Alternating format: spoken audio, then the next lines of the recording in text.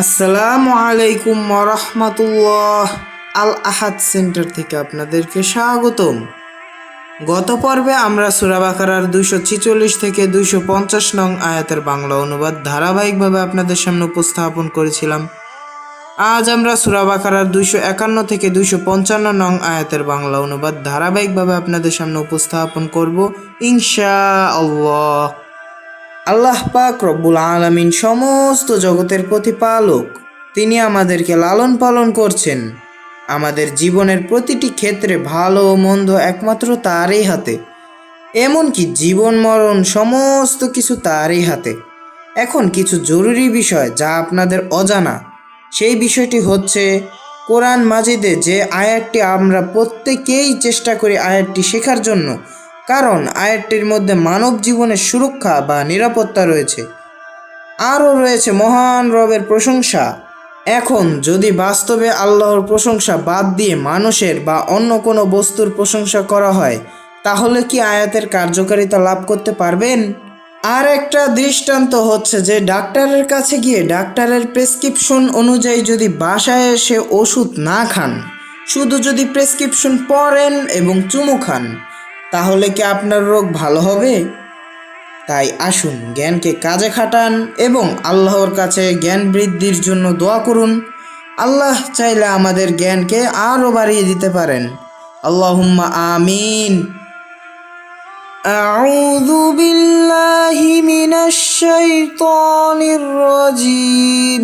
বিসমিল্লাহির রহমানির রহিম। অতঃপর আল্লাহর হুকুমে তারা জালুত বাহিনীকে পরাজিত করল এবং দাউদ আলাইহি ওয়াসাল্লাম জালুতকে হত্যা করল। আল্লাহ তাআলা তাকে দান করেছিলেন রাজত্ব এবং নবুয়ত এবং শিখিয়েছেন তাকে তিনি যা ইচ্ছা করেছেন। যদি না হতো আল্লাহর পক্ষ থেকে প্রতিহতকরণ মানুষের এক দলকে অন্য দল দ্বারা, তাহলে পৃথিবী ধ্বংস হয়ে যেত। নিশ্চয়ই আল্লাহ তাআলা অনুগ্রহশীল জগৎসমূহের প্রতি। এগুলো আল্লাহর আয়াত। আমি যথাযথভাবে এগুলো আপনার প্রতি পাঠ করছি এবং নিশ্চয়ই আপনি প্রেরিত রসুলগণের অন্তর্ভুক্ত। এই রসুলগণ, এদের কতককে কতকের ওপর অনুগ্রহ দান করেছি। তাদের মধ্যে কারো সাথে আল্লাহ কথা বলেছেন, কতককে বহু স্তরে উন্নতি দান করেছেন। আমি মারিয়ামের পুত্র ঈসা আলাইহিস সালামকে দিয়েছি উজ্জ্বল প্রমাণসমূহ এবং সাহায্য করেছি আমি তাকে পবিত্র আত্মার জিবরিল আমিন মাধ্যমে। আল্লাহ ইচ্ছা করলে পরবর্তীরা তাদের কাছে উজ্জ্বল প্রমাণ আসার পরে আপোষে লড়াই করতো না, কিন্তু তারা মতভেদ করেছে। তাদের মধ্যে কতক ঈমান এনেছে এবং তাদের মধ্যে কতক কুফরি করেছে। আল্লাহ ইচ্ছা করলে তারা পরস্পর লড়াই করতো না, কিন্তু আল্লাহ যা ইচ্ছা করেন তাই তিনি করেন।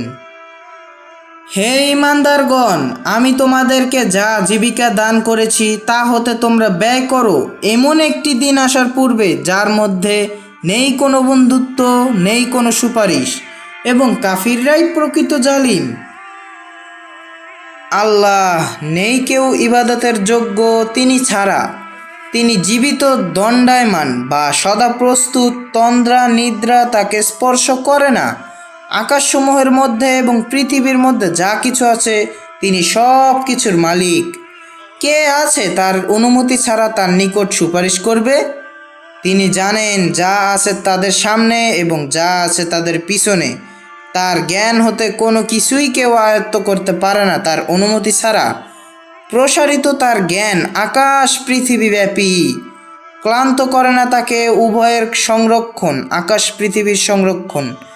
তিনি মহান, সর্বশ্রেষ্ঠ।